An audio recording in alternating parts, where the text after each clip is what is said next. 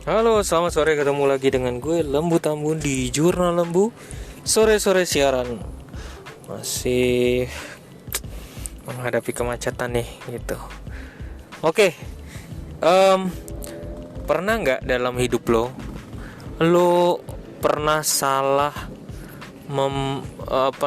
salah jurusan ya, salah jurusan masuk kuliah gitu, jurusan kuliahnya salah, dan kemudian lu pernah nggak kalau lu ngerasa salah masuk tempat kerja, ya, salah pilih kerja, ya, wah gue salah nih gitu.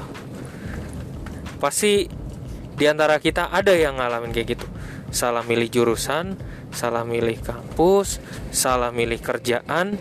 Tapi ya yang paling penting sih jangan sampai juga nanti akhirnya salah soal gaji, ya, salah soal gaji. Kemudian akhirnya salah juga soal penataan keuangan, ya. Karena ini penting banget menurut gue. Ya udahlah. Kita pernah buat kesalahan. Salah milih jurusan buat ngampus. Salah juga setelah itu salah pilih tempat kerja.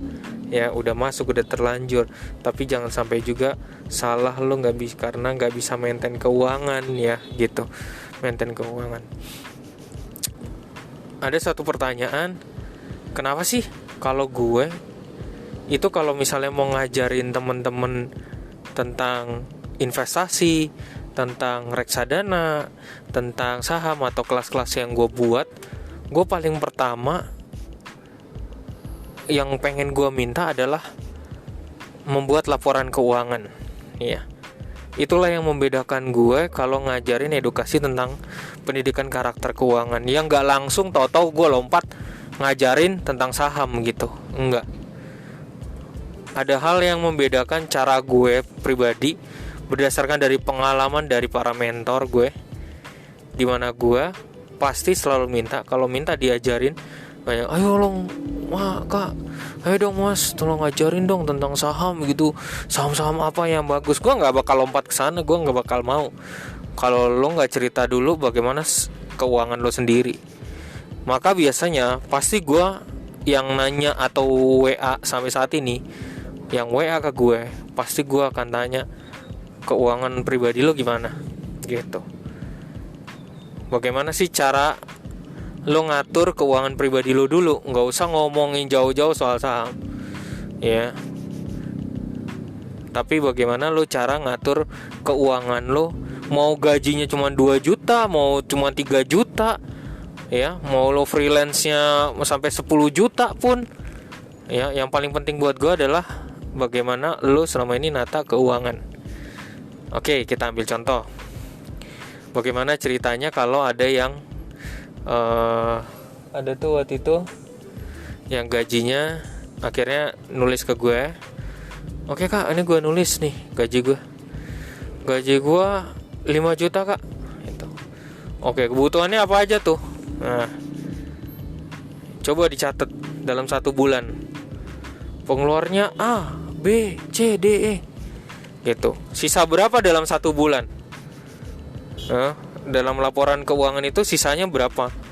Ternyata kalau nggak salah waktu itu ditulis sekitar 600.000 apa 500.000. Oke, good berarti. Gue bilang oke, baru gue ajarin keuangan. Kenapa sih gue harus memulai segala sesuatunya dari situ, ya. Semua soal keuangan berawal dari pencatatan keuangan.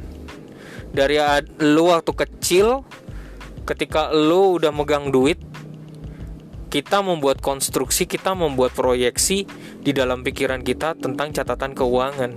Berapa yang masuk, berapa yang keluar. Kayak kita punya kebiasaan, ya, gitu. Membentuk habit dulu.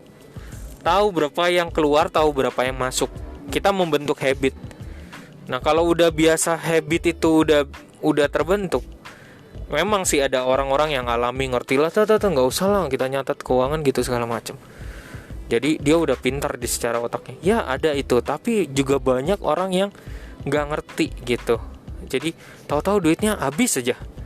Dia nggak bisa akhirnya dia nggak bisa memilah mana yang kebutuhan, mana yang keinginan, mana yang prioritas, mana yang penting, mana yang berguna gitu.